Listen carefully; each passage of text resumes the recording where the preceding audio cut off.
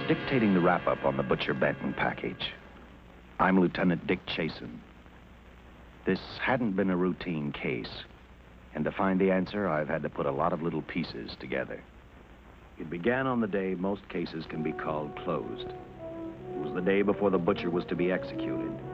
He was visited by his attorney, Paul Lowe, in the death house. It was at this first meeting the Butcher Benton case took its first switch. Well, that's it, Butcher. The evidence against you was so strong, the government turned down your appeal. You're a rotten liar, Lowe. You started round, and now you're still trying to throw me curves. Look, I don't blame you for being edgy, but get this straight. I didn't double-cross you. I never worked harder for a client. You mean you never worked harder for a client to get him sentenced? You were a fool, Butcher. If you hadn't tried to double-cross Squeamy Ellis and Joe Marcelli, they wouldn't have turned state's evidence against you. But you had to get greedy. You wanted to keep the whole $600,000 for yourself. Well, the boys got sore, and I don't blame them. It was all your idea. You planned the whole job. You hired us. When you found out I'd staged the money, you decided it was time for me to die. You got those two crumbs to turn state's evidence on me. You stinking rotten mouthpiece. We both know that isn't true, Butcher. Now, look, what's the sense in not giving me the money? It's not going to do you any good. Well, I'll have the satisfaction of knowing that none of you three crumbs are going to spend it. What about Eva? Don't you owe her something? You tell me where the money is, I'll see that she gets your share. I've got a different idea. I'm going to kill you and Squeamy and Joe. Then I'll take care of Eva myself. You thick-headed ape, you're going to die tomorrow. Remember what I said. I'm going to get you, all three of you. Even for you, Butcher, that'd be quite a trick. So long, dead man. Remember what I said. I'm going to kill you, all three of you.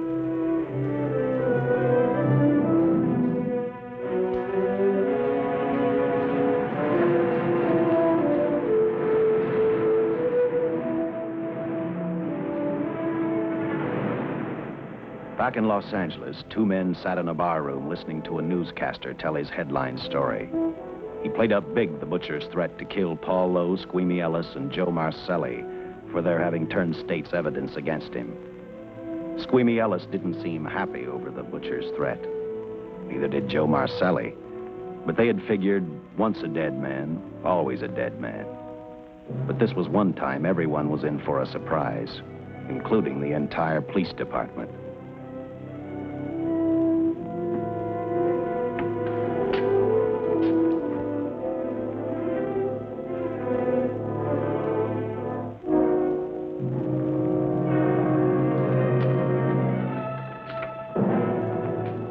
Seen the headlines, Captain?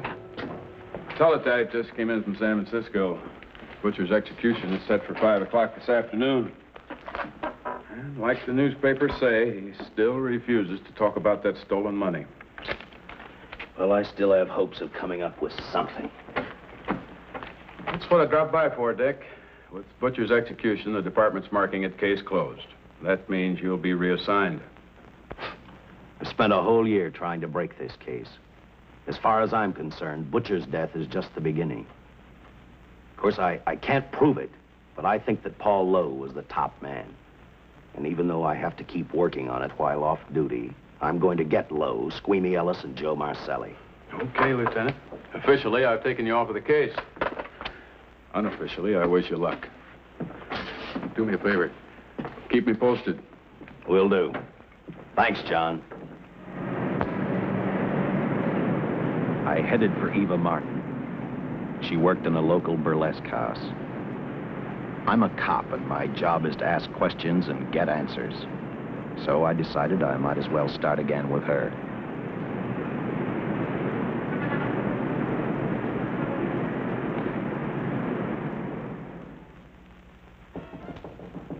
Come in. Oh. What do you want? I'd like to talk to you. Talk? You're a cop, aren't you? That's a good question. I can't even find a 3-ton armored car, let alone the $600,000. And I've been on the case a year. I've told you, and I've told you, and I've told you. I don't know anything about the money. I never did. Benton's gonna be dead in a little while. I thought it might make a difference. I never knew anything about the money. Call me dumb. I didn't even know Charles was in the rackets until the trial. Now, take it easy, kid. You're on, Eva.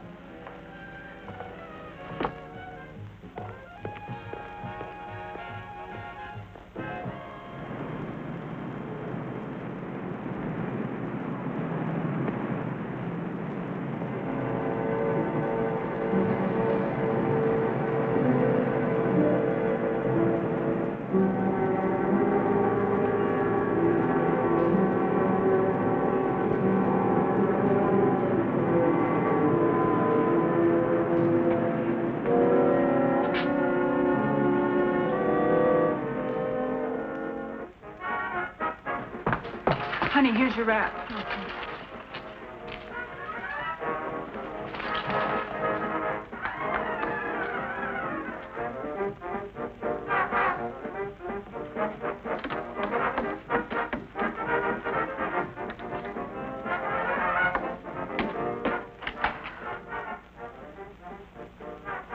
A few moments ago, Butcher Benton, without revealing the whereabouts of the $600,000 stolen in the armored car holdup, paid for his crimes against society in the gas chamber at San Quentin.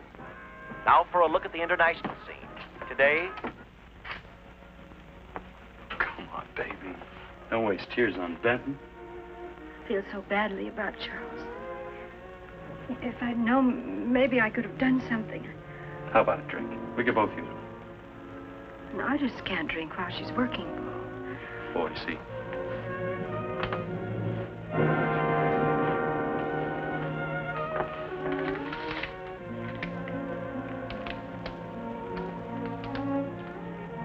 What's that?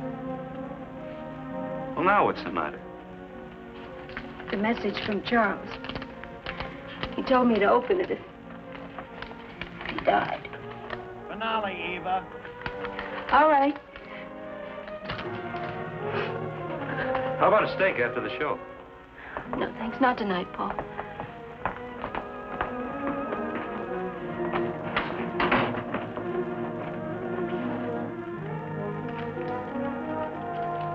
I didn't find out until much later, but Paul Lowe, in opening the letter the butcher had given Eva, found a map outlining a section of the city sewer system. And clearly identified was the spot where the butcher had hidden the stolen payroll. He replaced it with a $50 bill. I guess he figured $50 to gain $600,000 was not a bad day's work.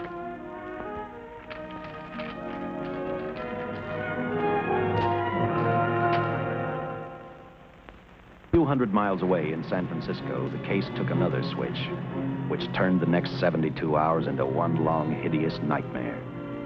Dr. Bradshaw, a distinguished biochemist, was making preparations for a final experiment which he hoped would lead the way to a cure for cancer. He'd been successful with laboratory animals. The last step called for a human body. And Dr. Bradshaw's assistant quickly made a deal with a local mortuary and returned to the laboratory with the dead body of Butcher Benton.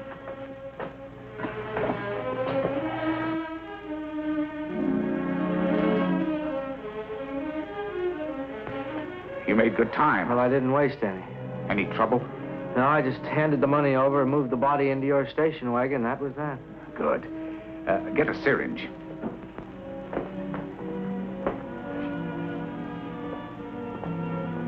He's in good shape. Well, I hope so.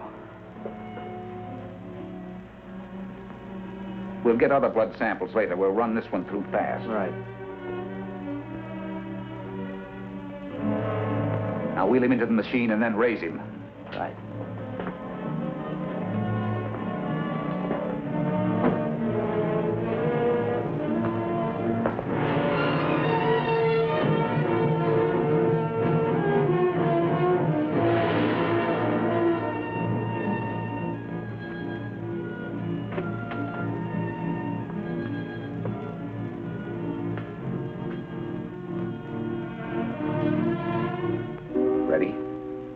You mean you're going to give him 287,000 volts? Yes, yes. I'll get the fluoroscope set. We'll check with that before we start dissecting. Turn off the lights.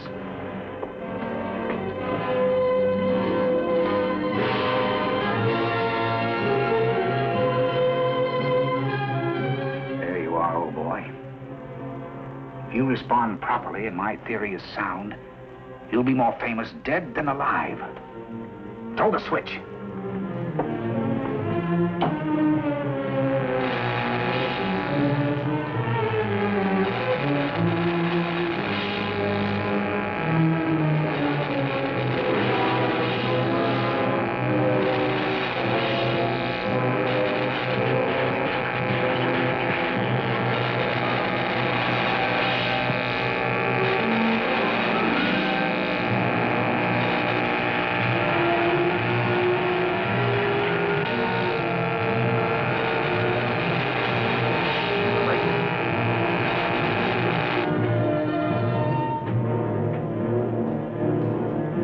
I thought I saw a pulsation of the heart. You're right. Dr. Bradshaw is beginning to breathe. You've brought this man back to life. No. The heart muscle has simply responded to a terrific electrical shock, that's all. Yes, but it does prove that the cells still function. Dr. Bradshaw, he is alive. A shock reaction, it can't last. His cells are multiplying now, if your theory is right. We could keep that reaction going longer. But it's worth a try. Get the body out.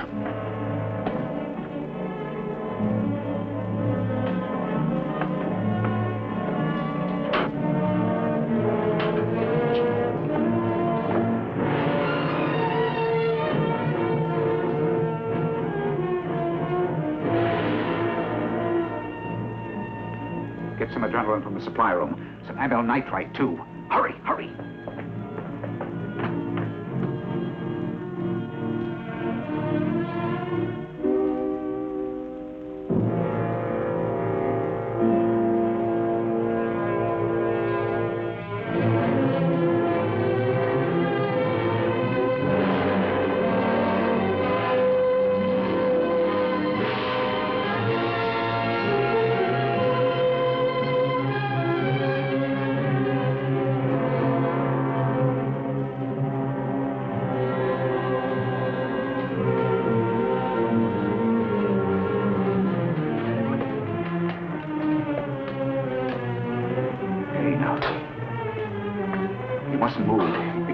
Can't stand the strain. Now you must lie still. Please, please. Easy now. Easy. Easy. You must lie. Easy. Please. Oh.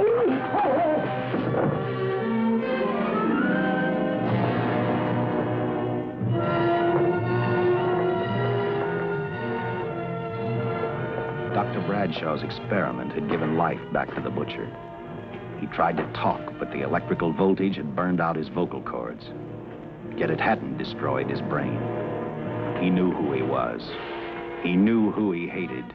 As he stumbled about the room, I think he thought only about one: kill Lowe, Squeamy, and Joe Marcelli. The tremendous electrical voltage that Dr. Bradshaw had given the butcher had increased his cellular structure to the point where he was no longer a man. Dr. Bradshaw's experiment had created a vicious, brutal animal with an almost inconceivable amount of strength. Dr. Bradshaw must have believed the butcher's regained life would last for only a few minutes. Therefore, instead of calling for help, the doctor decided to handle his creation alone. Now, easy, Benton. Just relax. I'm a doctor. I want to try to help you. Do you understand me? You're in my laboratory. The execution was carried out and you were declared dead. I tried an experiment on you and brought you back to life, although I didn't intend that. Now, you've had a great shock. Now come and sit down. Now, be quiet. Now, come and sit down. Take it easy. That's the boy.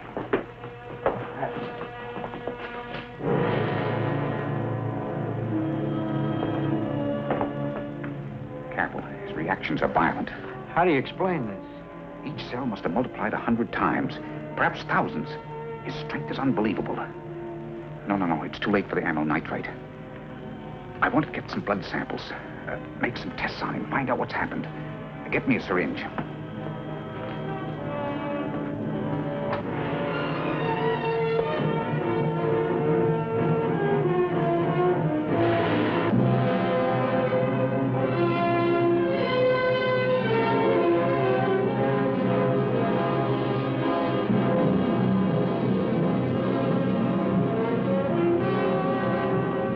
Why won't the needle penetrate the skin? Tissue must be nearly a solid mass of cells. How are we going to get the blood sample? Surgically, perhaps.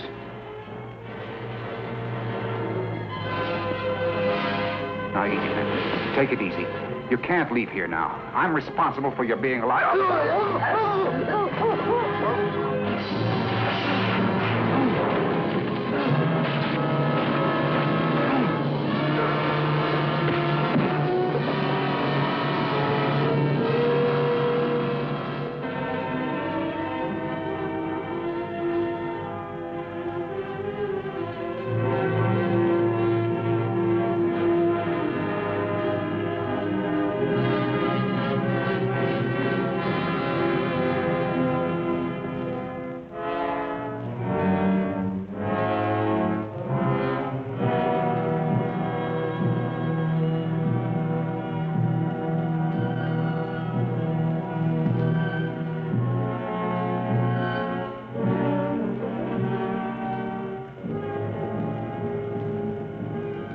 Towards the end of this case, Captain Lauder and I found out the doctor and his assistant had been murdered.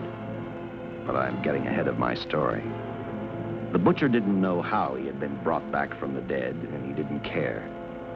All he knew, he was alive. Then this monster-made man started thinking about Los Angeles.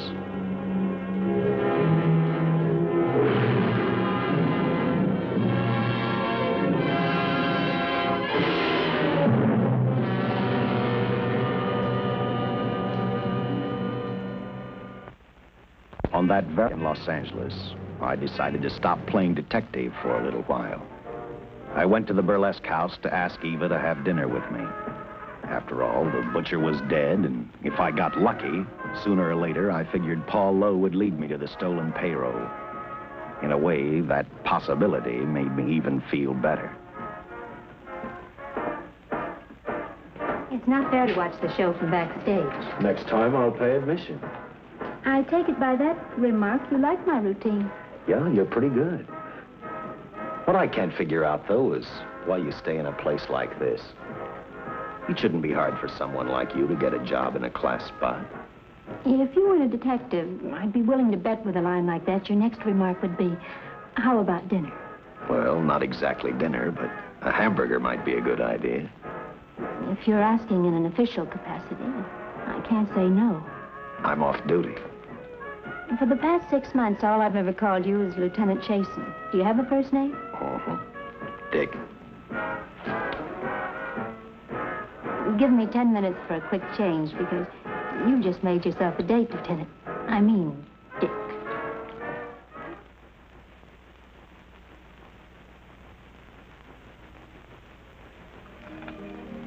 Know something, Dick? I haven't had hamburger in the front seat of an automobile with a guy in a lot of years. Well, from now on, we'll do it more often. Funny. I always figured a policeman wasn't really a human being. I mean, unless he was arresting someone or trying to solve a case, he was unhappy. Shows you how wrong you are. In fact, everyone on the force gets fed up occasionally with the job they do. Maybe we're more human than anyone else. We see so much trouble, we get to hate the word. But as long as the world's filled with people, there'll have to be men who enforce the laws. What made you join the department? Now, who's making with the questions? No, honest, I'd like to know. Well, it's really a very short story. When I got out of the Air Corps, I knocked around for a while. Well, I went to work for an oil company. One day, I went back to college on the GI Bill. Just before graduation, I noticed all about the police department exams. Seemed a pretty good thing to do with your life, so I took the exams, passed, then went on from there. If I ask one more question, will you give me a straight answer? Try me. Am I still part of the Charles Benton investigation? I mean, right now. I don't think so. As far as the department's concerned, when Benton was executed, the case was marked closed. Inside of me, that's not good enough. I don't follow. Well, the $600,000 is still missing. And a fast-talking underworld lawyer like Paul Lowe is walking around a free man. Someday, no matter how long it takes, I'll get him and the money. Until I do, the Benton case for me is not closed. I give you my word, Dick. Charles Benton never told me anything about the money. Oh, I've been sure of that for a long time. But how did you ever get mixed up with anyone like the butcher? This trouble ever started, it just happened. I had a roommate who used to date Benton all the time. One day she packed and left for Chicago. Benton carried a torch for her, and he used my shoulder to cry on. First thing I knew, we were having dinner together, and a few weeks later, I was labeled by the police as this #1 suspect and Benton's girl. But it was never like that. I made only one mistake. I felt sorry for him. You mean, until he was arrested for the robbery and the killing, you had no idea how he earned a living? I know this is going to sound crazy, but I only went out with Benton a couple of times. And all we ever talked about was Madge, my old roommate. And the last time I saw him, he tried to get too friendly, and that's when I told him he had the wrong girl. But like I said, I'd already made my mistake. What about the burlesque house? How do you two fit together?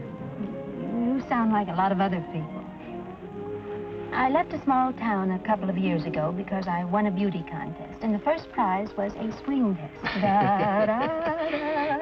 After which, nothing happened? That's right. Only, it was pretty rough. And then one day I read an ad about girls wanted for a burlesque show. I auditioned and I got the job. You know something? It's like any other job. If you're looking for trouble, you can find it even in a schoolroom. Well, when the screen test didn't work out, though, why didn't you go on home? Well, first you have to have a home to go back to. My folks are dead, so Los Angeles was as good as any place else. I don't know about you, but I do 8 shows a day, and at this hour I'm bushed. I know what you mean. Mind if I drive you home? No. And I'll tell you something else. I haven't minded anything about tonight. Not even the hamburger. I kept playing tag with Lowe. He made 4 telephone calls. 3 of them didn't interest me, but one did. The one to Joe Marcelli. I watched Joe head for his meeting with Lowe, and for some unknown reason, I began to get the feeling that this case was finally about to explode in my favor. You see what I mean? Well, look at that, will you? I see him stagger on 2 legs, but he's doing it on 4. Shut up, you flea bag. Well, look who's calling names. At least I ain't a squealer, a stoolie. I warned you before. All right, Harry, that's enough. I'll take care of him. I want to talk to him. Okay, Mr. Lowe. But any future business you've got with this psycho, take care of it upstairs in your office. You keep showing around here, sooner or later he's going to get slugged, cripple or no cripple. All right, shut up, Joe. Sit down.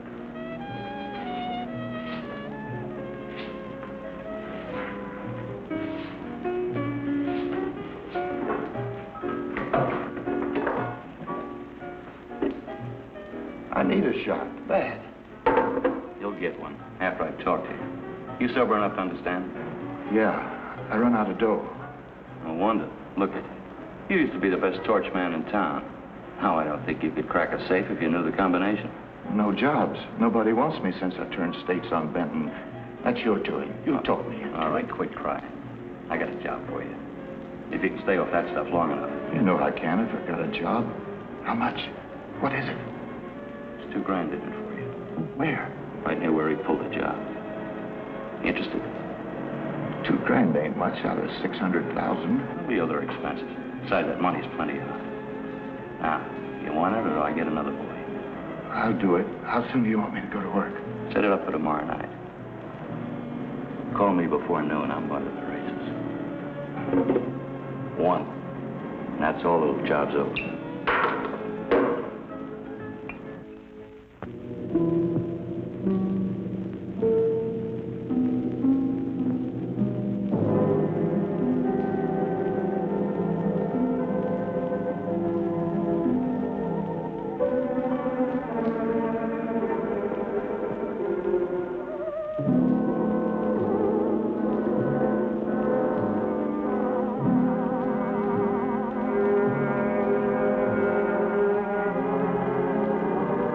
Was walking slowly toward Los Angeles.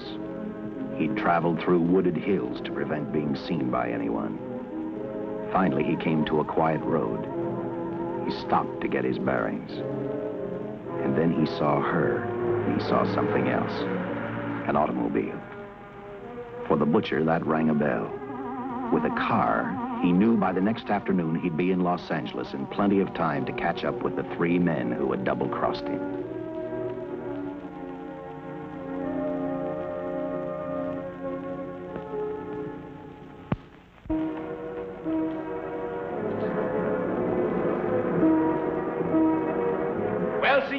Gentleman to be helping strangers in distress.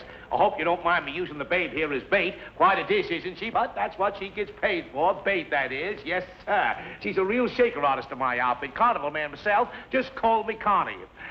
Yeah. Well, friend, we're in a little bit of difficulty here. Got a flat tire, brand new car, no tools in the back. Why, some of these dealers make my carnival grifters look like babes in the woods.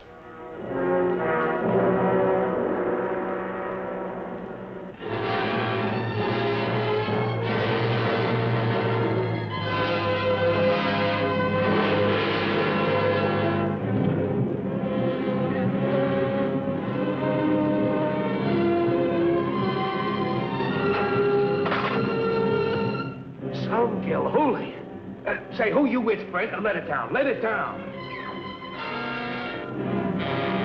No matter who you with, friend, believe me, I can do better for both of us. I'll make a fortune for the both of us. Oh.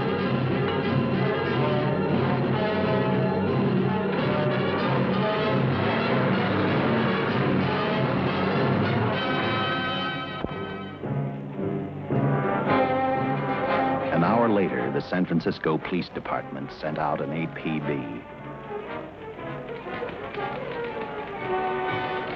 Squads were sent to various parts of the countryside.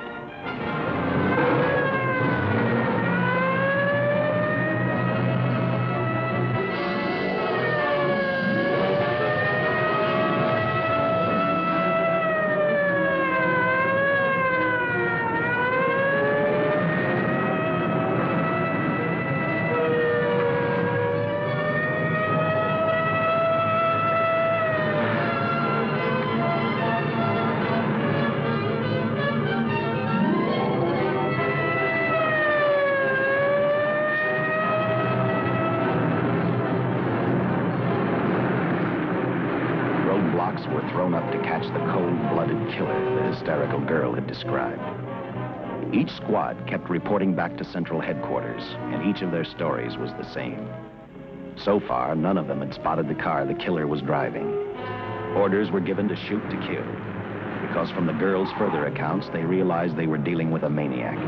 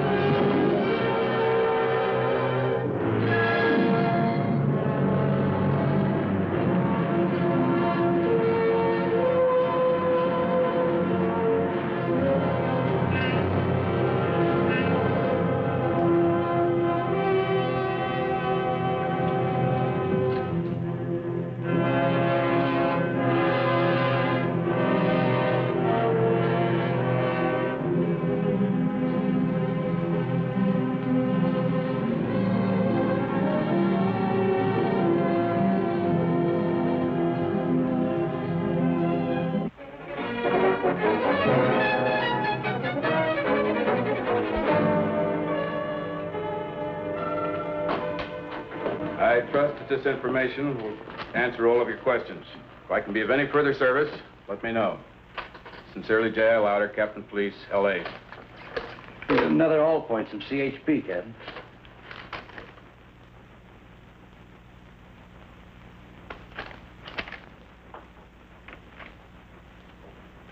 These reports sound like they come from a bunch of loonies. You sure do. There it is. Sergeant. Yeah. I want Lieutenant Chasen to look these over as soon as he comes in. All right, Captain.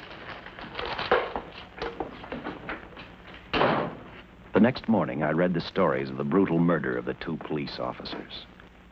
I also read the witness's statement about the bullets having no effect upon the killer. I felt sorry for the witness, and I thought about how easily a person's mind can become confused when suddenly they receive a brutal shock. I didn't believe a man existed who could not be stopped by a slug from a .45. Good morning, Captain. You and the rest of the force are going on 24-hour duty. Seen the headlines? You mean this guy that's running amok up north? Yeah, the latest report, he's killed 2 police officers. Made a getaway in a green coupe heading south. I've got a hunch this killer's going to be our baby. He could be in town right now. Yeah. You better get started, Lieutenant. Okay. Any new leads on that hold-up money? I think the girl can probably be counted out. If any of the others are wise, they're keeping mighty quiet. Well, let it ride for now. The whole force is going to be on the spot until we catch this killer. Newspapers will have a field day.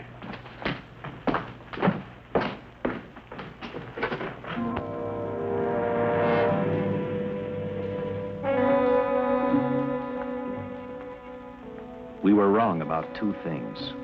The killer was already in our city, and we didn't know he was Butcher Benton. He headed straight for Eva Martin. He went to her dressing room to get back the map he had left in the envelope with her. He wanted first to check his money, then catch up with Lowe and the others.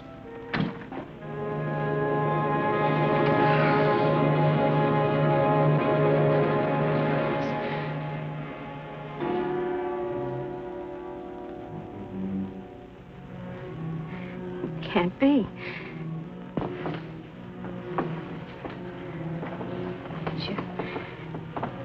You do look like him. Only different somehow.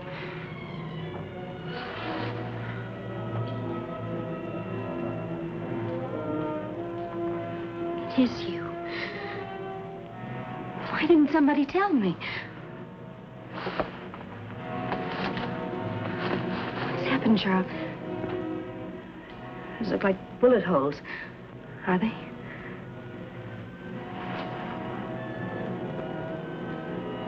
There isn't even a mark.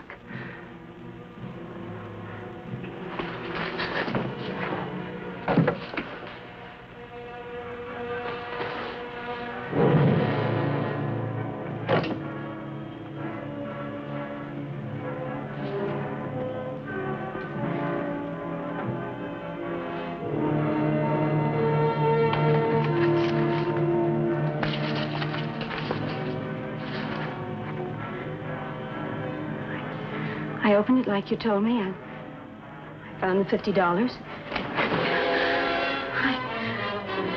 I didn't know why you left him. Oh, Paul didn't know why he was here.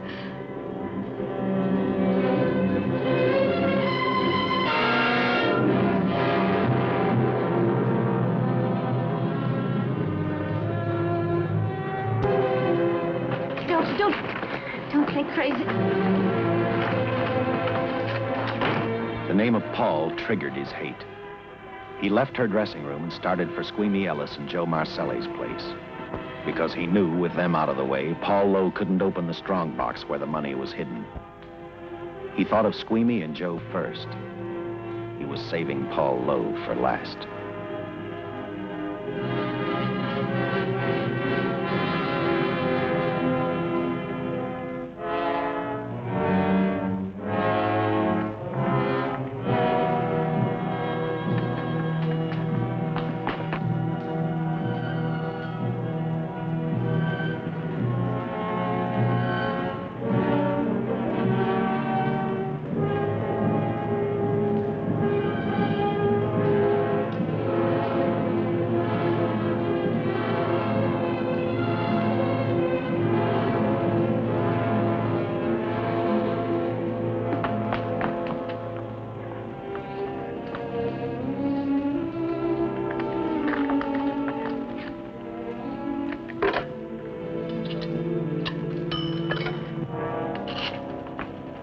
Eva, can I borrow your eyebrow pencil?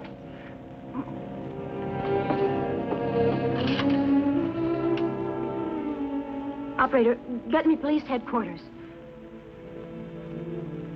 Lieutenant Chasen, please. When do you expect him? Well, tell him Charles Benton is alive, and even bullets can't stop him. I'm not crazy. Just say a friend of Charles. He'll know.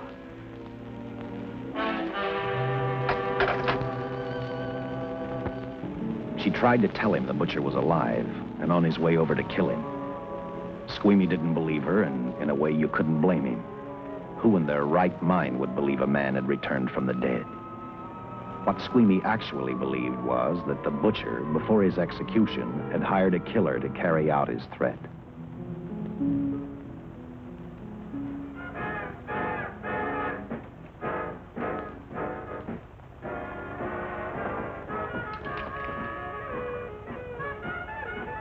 You sick? What? You don't look so good to me. 10 minutes, Eva. All right. Say, Eva, I could take over the matinee trick for you. What? It's easy. Look, Eva, I can do it. Stub-up-to-do-do-do. Oh,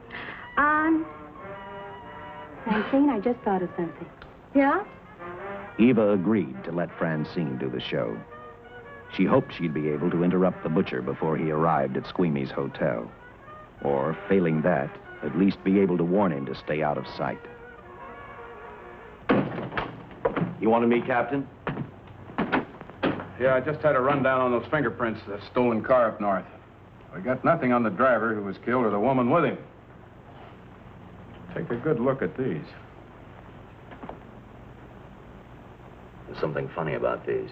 Yeah. The boys in the lab can't figure it out either. Those are the killers. They were found on the steering wheel. Looked like they'd been stamped in with a steel die. They sure do. These are Butcher Benton's. What? Well, they look the same to me. How do the lab boys explain that? They don't. Their best guess is a twin brother. An identical twin could have the same pattern of whorls with only slight variations. Ever hear of the butcher having a twin brother? No. Even if he did, it wouldn't explain these freak prints. You didn't pick up your message, Lieutenant. Some wacky dame calls you. And she says Charles Benton is alive, and bullets won't stop him. If we buy the twin theory... Who was she? Where'd she see him? Well, she wouldn't leave her name. Sounded kind of hysterical to me. Said she was a friend of the butcher's. Eva Martin. Get over to the Follies and see what that girl knows. Yeah. Some guys have all the luck. I never drew an assignment to the Follies.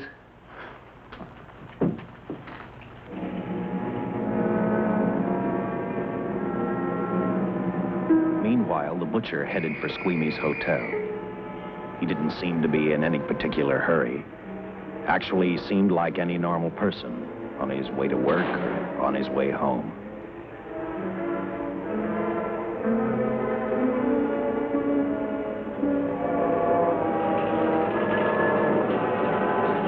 He rode up Angel's Flight, arrived at the top, scanned the hotel building, and then noticed the only exit from Squeamy's apartment, a fire escape.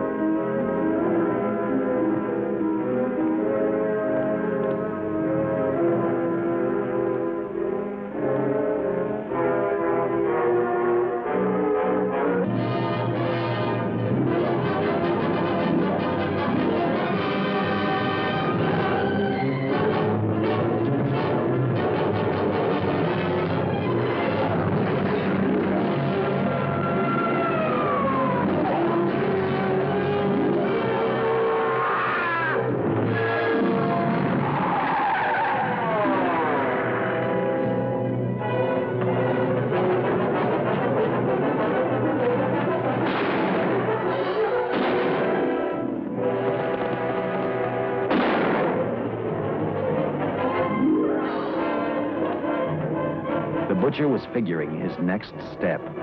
And as he looked at the dead cop, he thought about Paul Lowe, the next man on his list. Seen Joe Marcelli? Not since last night when I told him I didn't want him around here no more. Give me a shot.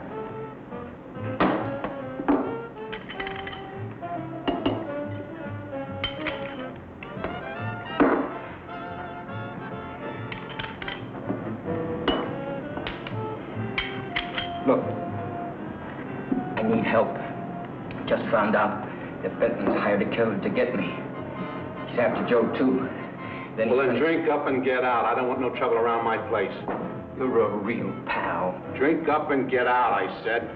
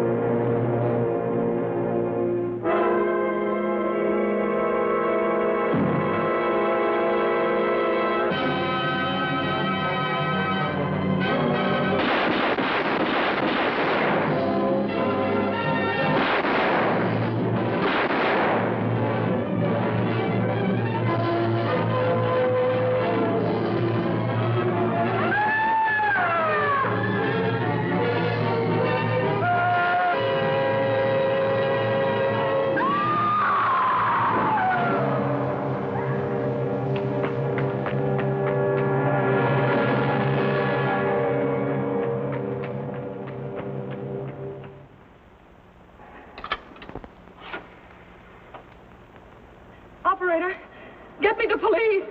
Police! Yes!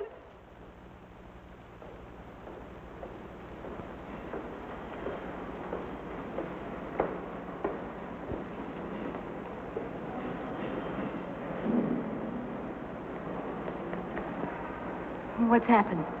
A guy named Squeamy got thrown from the 5th floor. He's dead on a mackerel. Customer of mine. You mean Squeamy Ellis? Yeah, that's it. Just Squeamy. No one else was killed. Ain't one enough?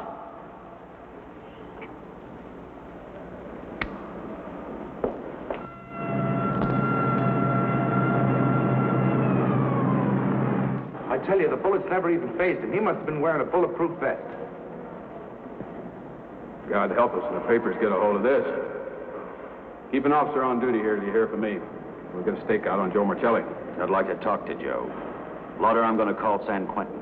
Suppose Benton is alive. Every available man's been put on the case now. Yes, sir. All right. All right. Anything new? Report on Dr. Bradshaw, owner of the station wagon. The San Francisco police located his laboratory in the basement of an electrical power receiving station. Bradshaw, what's he know? He's dead. And another man, too, his assistant. The lab is a shambles. But now we're getting some action from San Francisco. Benton's body never arrived at the mortuary where it was supposed to go. An attendant there finally broke down, admitted he picked up some quick cash by handing the body over to a man he was unable to identify. The man was driving a station wagon. Blast it, man. The chief's on my neck, and the commissioners are on his, and the mayor's on theirs. Now, am I supposed to tell them that our killer is a dead man? They found a notebook in Bradshaw's lab. It ties his experiments in with a Professor Dwiggins at Caltech. I hope to hear from Dwiggins soon. Captain, report from the valley on a hysterical woman. Reports the presence of the killer. There's the location. Let's go.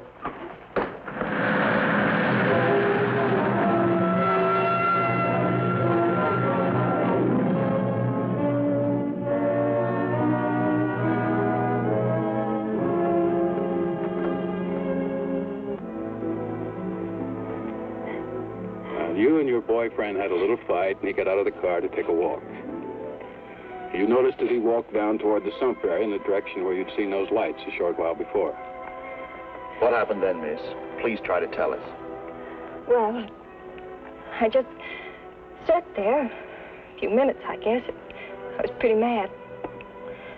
Then there was a loud crash, like heavy metal, sort of, from down here. I got out of the car to get a better look. I heard Jimmy cry out something. I couldn't make out the words. Then down here, in a patch of light, was Jimmy. And coming toward him was this man. Big man. Lifted Jimmy up over his head like he didn't weigh a thing. Jimmy screamed. Just once, before he broke Jimmy's back. I heard it snap that far away. Then I started running till I found this house. They let me use the phone. Thank you, Miss. We'll see that you get home now. O'Malley, see that the young lady gets home all right. Paul Lowe, while driving to his office, heard a radio commentator report the murder of Joe Marcelli. And what shocked him most was when the broadcast identified the killer as possibly being the butcher. Lowe headed straight for Eva Martin at the Burlesque Theater. Oh, you gave me a start, Mr. Lowe. What are you doing here? Where's Eva? Oh, I'm taking her place. I'm going to wear her costume. What's it to you? I asked you, where's Eva? Hey, don't get physical. And watch your tone of voice, Buster. I told you. Little Eva isn't here. I could see that for myself. Where is she? She's at police headquarters. That's where she is. Yes, sir. No, sir. Captain Lauder's still with the mayor. The killer dropped out of sight. He was last seen in the Hollywood area. Yes, sir. We know he's dangerous. Every angle's being covered. Yes, sir. I'll tell him.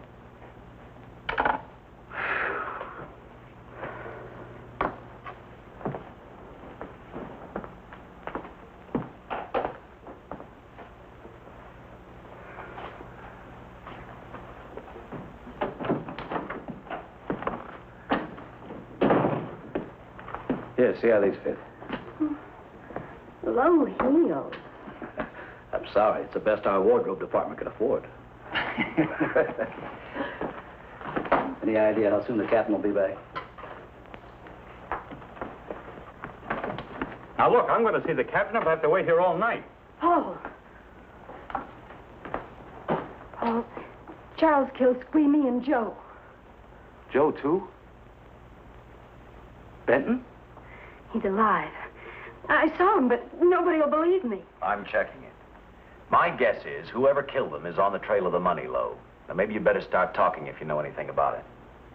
I don't know anything. Did the butcher have a brother? No brother. It was Charles. I saw the tattoo on his arm.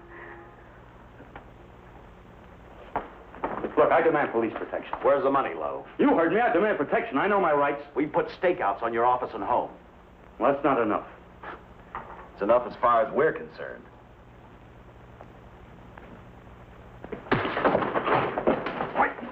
Are you gonna book me, Sergeant? Then throw away the key.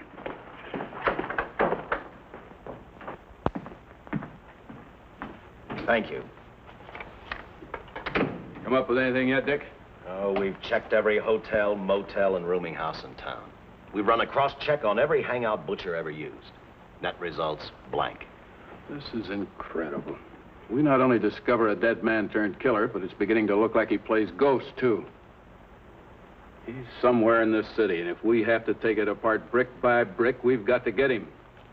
I may be way off, but I think Paul Lowe could tell us a lot. Maybe, but it's a cinch he's not going to. Well, suppose he had no alternative.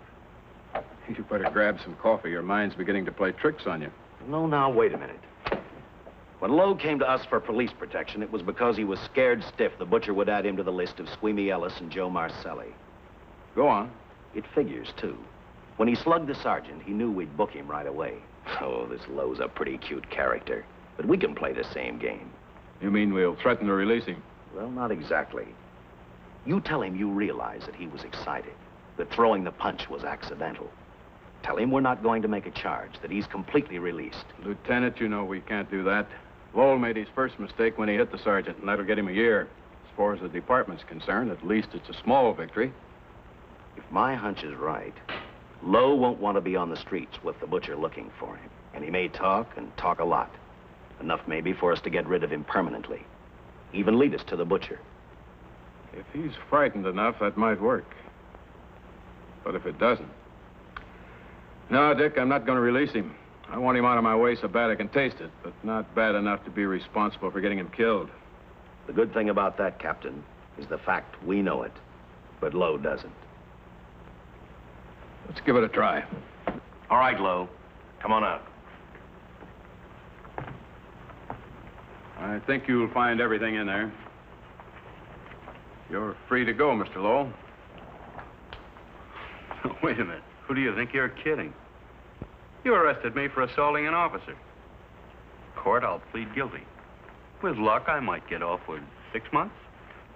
For a lawyer, you're forgetting a very important point. If no charge is made, there's no trial. It was a tough day for everyone. We figured your nerves were on edge, and when you threw the punch, you didn't know what you were doing. I've squared everything with the sergeant. It's all over, all forgotten. Yeah? Why'd you bring a stenographer? Simply because I wanted a record of our conversation at the time of your release. Okay, Lowell, let's go. Oh, wait a minute. Once out on those streets and I'm a dead man. If you let me go, you'll be responsible for murder. Oh, come off it, Lowe. You're imagining things. You know the Butcher threatened to kill me. If you set me free, he'll do it. Well, that's just a risk we'll have to take. But the way I look at it, Mr. Lowell, you'll be okay. Look, Captain, I'll make a deal with you. You keep me here, and I'll tell you how to recover the money. Maybe even catch the Butcher. No deals, Lowell. You'd probably tell us anything just to stall for time. Come on, let's get out of here. Now, wait a minute. All right. I'll tell you the truth. Start taking this down. I, Paul Lowe, hired Butcher Benton, Squeamy Ellis, and Joe Marcelli to pull off the armored car holdup. And then Lowe continued with his confession. He told us about finding the map. He showed us the exact location of where the Butcher had hidden the stolen payroll. And he gave us a most important answer. The explanation as to how the Butcher was able to elude detection. His means of escape was the sewer system beneath our city.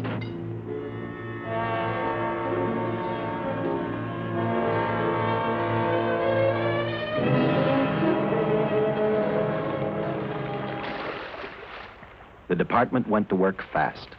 Every police squad in the city was detailed to cover a specific area. Every entrance and exit to the Los Angeles city sewer system of 700 miles was covered. Captain Lauder and I, along with several other squads, headed for the entrance where, according to the map, Butcher had hidden the money. Our job was to stop him, and that made me think of one specific question. When we found him, could this monster be stopped? I, for one, wasn't sure.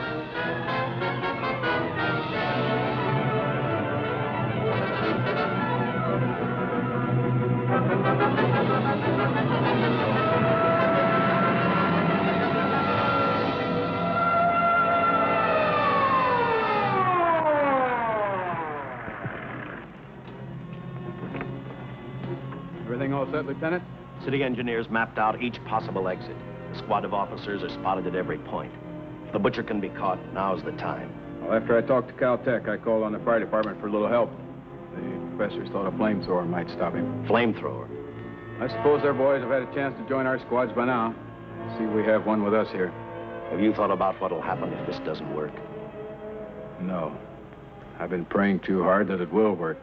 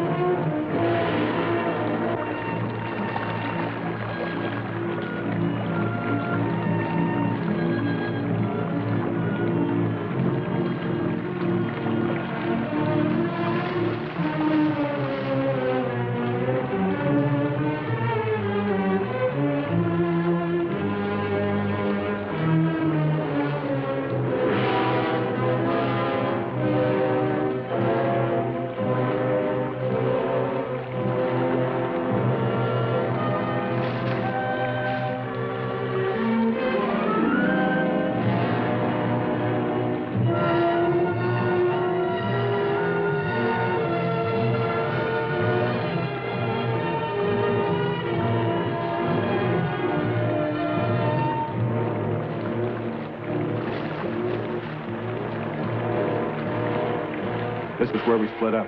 I'll go straight ahead.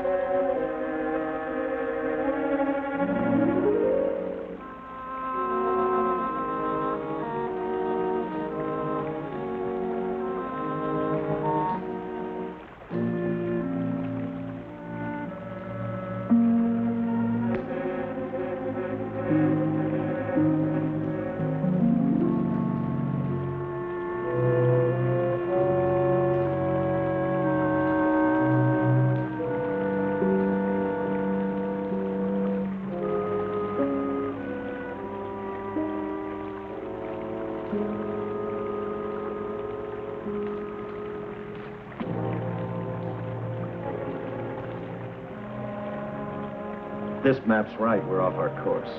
We'll have to backtrack.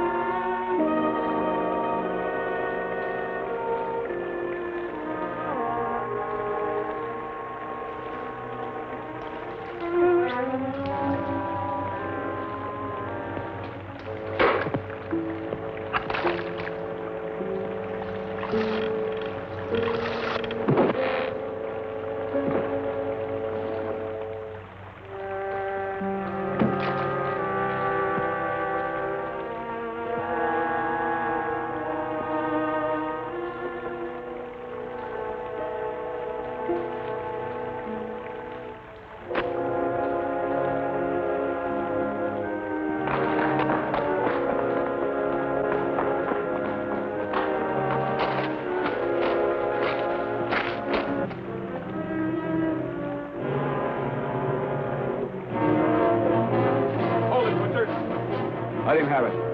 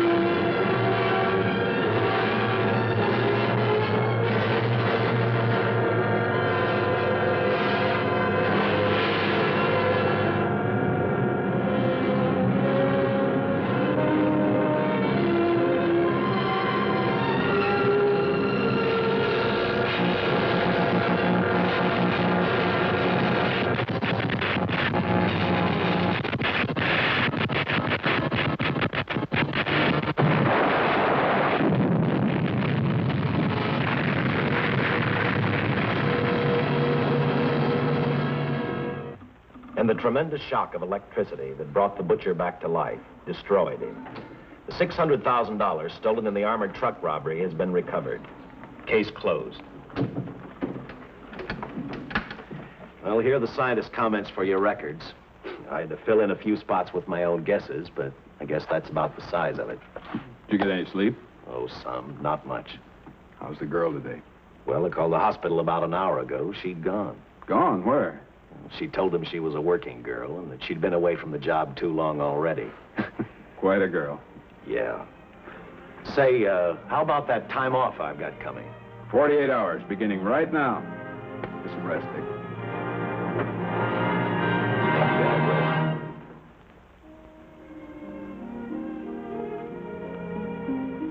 know something, Dick? The past 72 hours seem like a bad dream. That rest in the hospital today really gave me a new lease on life. Now that it's over, I can't believe it actually happened. The important thing is to remember it is all over.